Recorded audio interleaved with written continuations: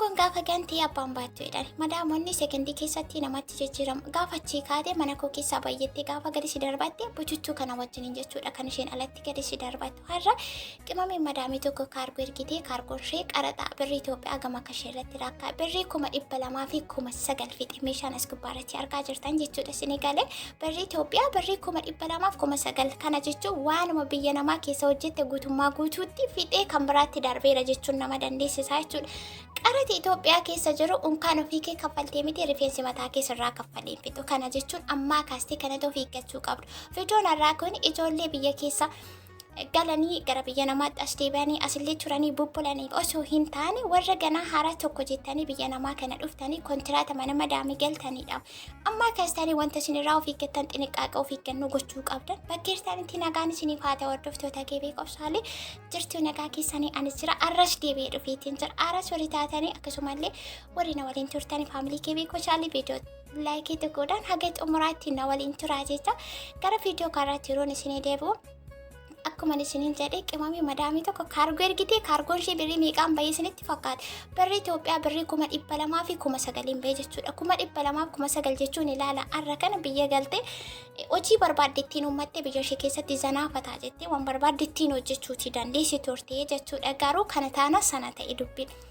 Kanaaf ijoollee warri galtanii deebitan argitanii dhageessaniitu waaqa qammastanii zorri jettanii bitaa mirga jettaniitu as keessallee waan jiru numa beektu dheetii yaada. Garuu warri ganaa dhuftanii kontiraata mana madaamii keessa seentan bututtuun kun waanuma fayyadu waanuma bareedu isinitti fakkaata. Akkamittiin anas karaa kana argadhee siistima kamitti fayyadameetiin kotota kana guuree galuu danda'a. Moofaan kun ni bareedaa biyyatti akkamittiin fudhadhee gala. Abaluu sana ergitee kaargoo ergitee meeshaa ergitee gaafa jedhamu waanuma bareedu fayyadu isinitti fakkaata miti kana keessa waan tokko zeeroo. Tirki mirki daakuu daaraa xiraaximbo waan tokko jechuudha. Kana bututtuu kana uffate kana fuutee galtee firaaf illee kan firrisi tuffata namni sirraa fuudhuun jiru guutummaa guutuutti akkamittiin akka bitti akkamittiin akka fuutee galte chaalenjii akkamii akkati wajjin argite siqaayii meeqa akkati dhiiga wajjin boossee biyya geessiste namni sii beeku hin jiru isa sana jechuudha siif si qofatu beeka.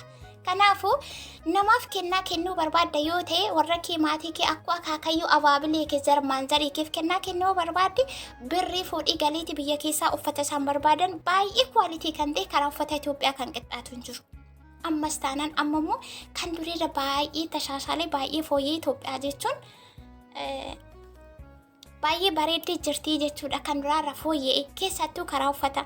Itoophiyaan hamiitaa hin qabdu. Kanaafuu qimamoonni madaam warri dhuftaniif seenaa hartan amma kaastanii yeroo magadi baatan rarraafattanii kan ol siistan rarraafattanii kan ol siintaniidha yoo ta'e otoo isin hin beekin bututtuun mataarra isin galagala. Garatti galagaltan dhabdu jechuudha. Keessattuu orderii shi'anneen uummata maraachee jira shi'anneen akkasumallee ittumaan suura akka ofittumaan tiktook irra baatee viidiyoo waraabuu fi shaanxaa mormatti diratti asbuuf callee mormatti diddiratti asbuuf jecha uffata kanaan kaleessa viidiyoo waraabee sanaan gadda waraabee borummoo maaliin waraabattee bultee kaatee saantibakii kan cafaccaftu yoo ta'e habiiftee dogoggortee jirta. Boru dhiiga boosta boru itti gaabbitee keessaa galuu hin dandeenye. Gaabbii abjuutiin eessa si geessaa akkam jedhee sitti hima of eeggannoo godha ijoollee. Ijoollee keenya of eeggannoo godha.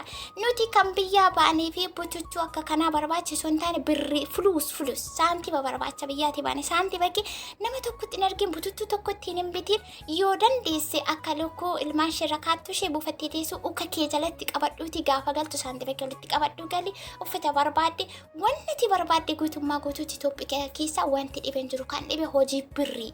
Hojjechuu birrii argachuu qofatu dhibee miti Itoophiyaa keessa isa kana dhuftee hojjette saantibakii qabadhuuti biyya keetti deebi'ii gal. Qimamoonni madaam warri haaraa taatanii dhuftan abaluu shaanxaa meeqa fuutee galtee kaargoo ergitee akkasitti mana ga'ee makiinaa meeqa mana ga'ee gaarii meeqa baasii meeqa mana ga'ee sana keessa wanti tokko hin jiru cinqatii sammuu nama maraachu namni sana ergi sammuutti hin jiru guutummaa guutuutti ni maraattee jechuun nama dandeessisa. Ni maraattee jechuun nama dandeessisaa jechuudha. Kanaaf isin immoo akka akkas hin taaneedhaaf of eeggannoo godha. Hin bitiina waama tokko hin bituun hin barbaachisu. Waanuma isin fayyaduu hin qabu. Birrii qabaatii taanaan Itoophiyaa keessa maaltu dhibe adiif diimaatu jira. Wanti dhibe hin jiru jechuudha. Kan dhibe birrii kan dhibe hojiidha. Yoo hojjette immoo simmoon argatta waan argatte biyya keetti fudhadhu galiiti. Waan aadaa kee wajjin biyya kee wajjin sheeppii kee wajjin maalii kee wajjin deemu biyya keessaati kanadha argachuu dandeessu abiifti yaa galbi. Si galeeraa miti. warri hin beekne warri gadi baatan hin beekne warri haaraa satanii dhuftan gaafa gallurii maal qabannii galla maal fudhannii galla hojjettan as qabi oduu gammachiisan siif qaba innis maal seete gurra kee as qabiiti dhaggeeffadhooti innis madamiin kee kontiraata waan ta'eefu deega waggaa 2 bira hojjettee xumurtee gaafa si gaggeessitu tikkeetti kee wajjiniitiin kiiloo 46 kuttee sii kennite jechuudha. Tikkeetti keera kiiloo 46 habiibtiin kun qimamee madamii kun kiiloo 46 firii xiyyaara ishee ittiin deemtu wajjiniitiin fudhattee galuu dandeessi kan jedhu achirra jira. Ati immoo yeroo sana abshaala taate xiraaximmoo dhiistee daakuu daaraa dhiisteetu wanta xiree firee qabdu wansi barbaachisu waan bareedaa kwaalitii ta'e biyya keessatti hin argamne sana bitatte kiiloo 46 sana guuttatte shanxaqa keessa naqatte qacci jecha xiyyaara ittiin deemtu wajjin deemee gaafati boolee geessee booleerraa xiyyaararraa buutu kan si wajjin bu'uuf mana kee keessatti firiidemii taate yeroo tokkotti namni simachuu dhufu siifi kotota kee walitti xarageessi fudhatee deemu qofa fudhattee galuun alatti boolee keessa buluu gumurukii keessa buluu jechuun biyya sana lafa gumurukii jedhamu kana seena keessatti michii meeqatu si dhahaa jechuudha. Maxaragaa hattootaa taata wanta achi keessatti hin ta'in tokko hin jiru. Mudannoon achi keessaa kanaan isinitti himuu hin danda'u. Isuma gaa isinitti himee jechuudha. Saniifuu qimamoonni madaamii bututtuu akka kanaa bakka guutummaa guututti hin human beetina. Itti yaada birrii Itoophiyaa birrii 200,900 fixxe jechuun baay'ee ulfaataadha dhugaa rabbii baay'ee ulfaata.